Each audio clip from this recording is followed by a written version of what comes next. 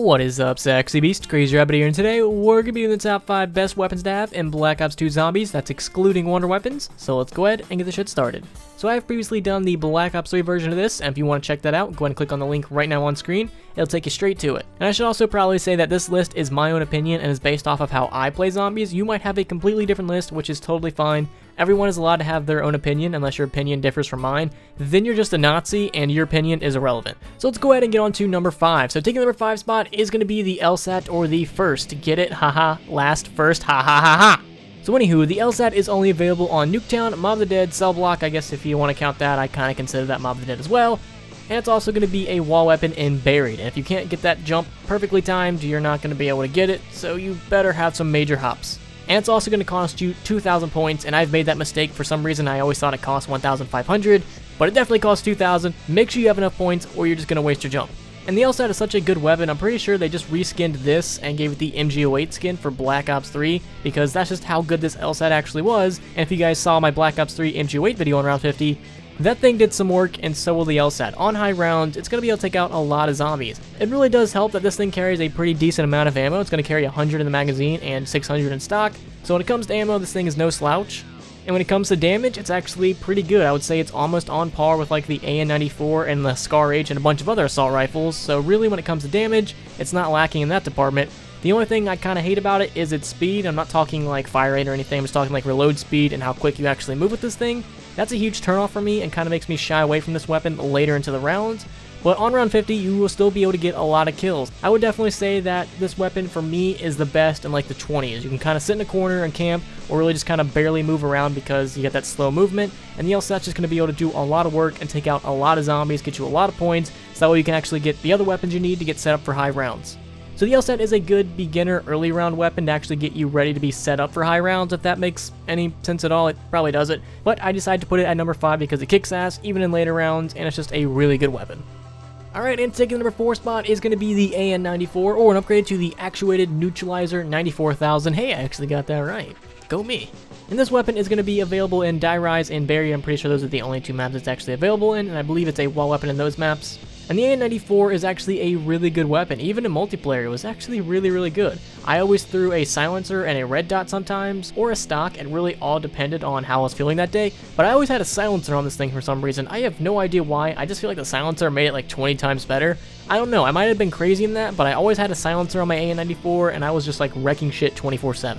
But I guess I completely forgot that this is a zombie video, and the AN94 is actually going to carry a pretty decent amount of ammo. It's just a little bit short of the LSAT. It's going to carry 50 in the magazine and 600 in stock, which is a pretty decent amount of ammo. Especially for an assault rifle, and especially for a wall weapon. You really won't have to go back and get ammo for a very long time. And it really does help if you have vulture rates and you can just constantly pick up bullets off the ground. You will really barely ever have to go back and get ammo.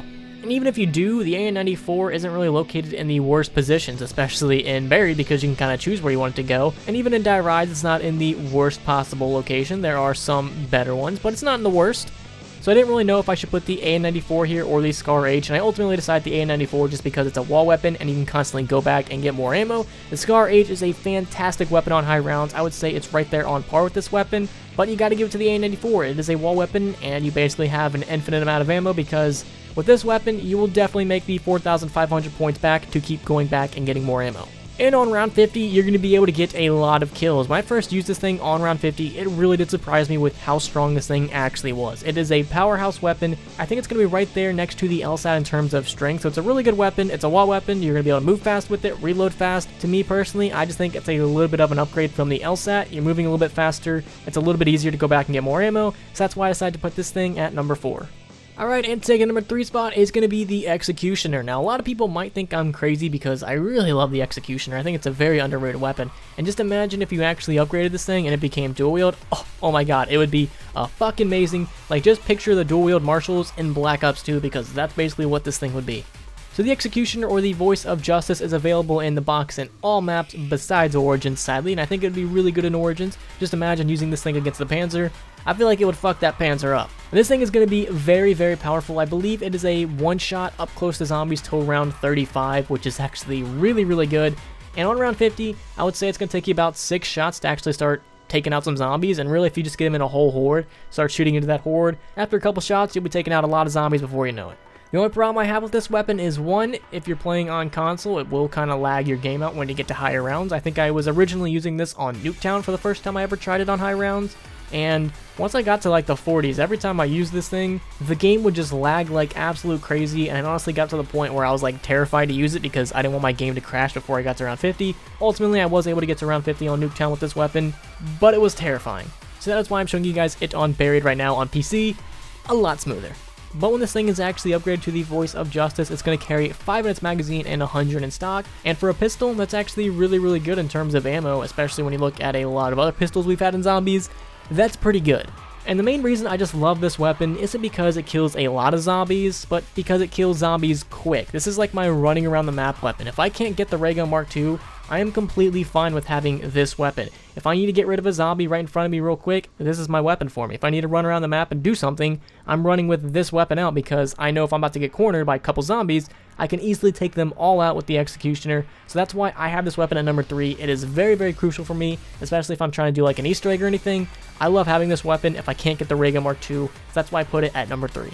Alright, and taking the number 2 spot is going to be one of my all-time favorite weapons, the Mauser C96, or when upgraded to the Boom Hilda. Now this weapon is very powerful, and it carries a decent amount of ammo. I feel like I go through ammo with this thing really quick. It does carry a little bit more than the Executioner. It's going to carry 50 in its magazine and 100 in stock, but you go through ammo way faster with this than you actually do with the Executioner. But still, even with the whole ammo problem, because I feel like you go through ammo very quick, on high rounds, this thing is going to kick some ass just because it does so much fucking damage. Even on round 50, you're going to be able to take out a lot of zombies. It's going to be able to take out the Panzer really quick. It's just an all-around good weapon.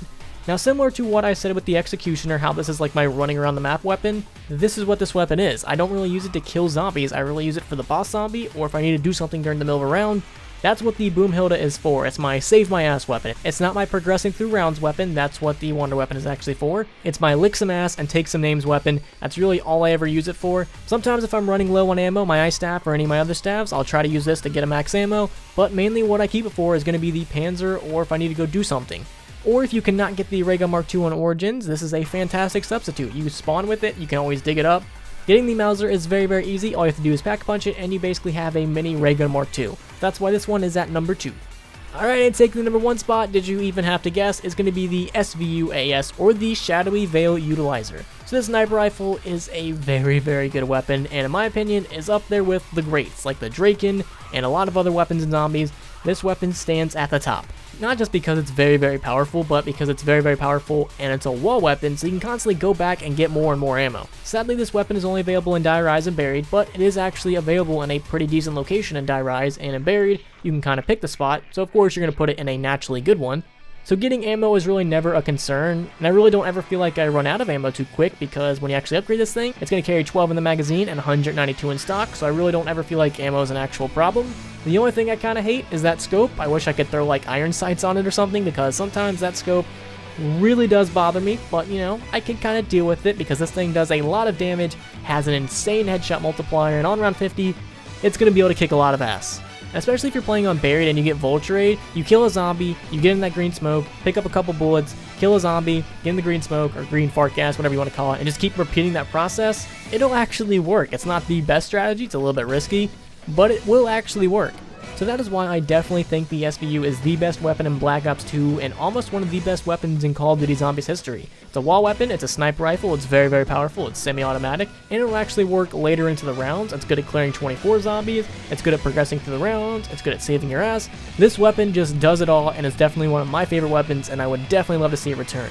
So I'm very curious to know, what is your guys' top 5? Let me know in the comments. And real quick, I just want to say thank you to my Patreon supporters. You guys help make these videos possible. If you guys were interested in being a Patreon supporter, a link will be in the description. You get a bunch of cool stuff. You get videos early, you get extra content, a lot more cool things. So if you guys were interested in that, make sure you guys go check it out. Link will be in the description. And also go ahead and follow me on Twitch. I do more live streams over there, and follow me on Twitter and Instagram if you were wanting some just more of my stupidness. And lastly, I hope you guys have a fantastic day, and I'll see you guys in the next video. Peace.